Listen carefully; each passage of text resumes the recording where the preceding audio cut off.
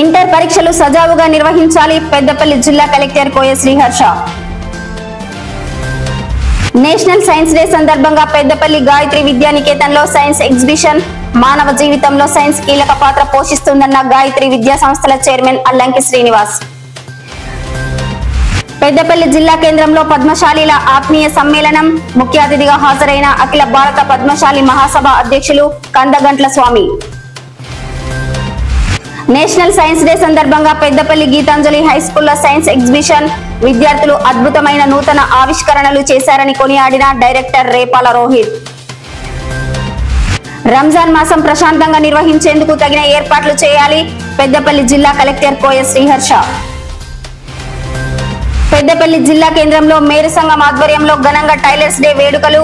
ప్రభుత్వం రాయితీ రుణాలు అందించాలన్న రాష్ట్ర ప్రచార కార్యదర్శి కీర్తిరాజయ్య. పెద్దపల్లి ట్రినిటీ ఇంజనీరింగ్ కళాశాలలో గ్రాండ్ గా డిప్లొమా పరంపర 2K25 సెలబ్రేషన్స్. ముఖ్య అతిథిగా హాజరైన మాజీ ఎమ్మెల్యే ట్రినిటీ విద్యా సంస్థల ఫౌండర్ చైర్మన్ దాసరి మనోహర్ రెడ్డి.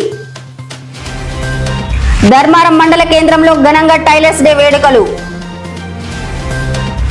వక్ఫ్ బోర్డు సవరణ బిల్లు రద్దు చేయాలి జిల్లా కలెక్టర్ కు తెలంగాణ రాష్ట్ర ముస్లిం సంక్షేమ సంఘం అధ్యక్షులు అబ్దుల్ మోబిన్ వినతి పత్రం.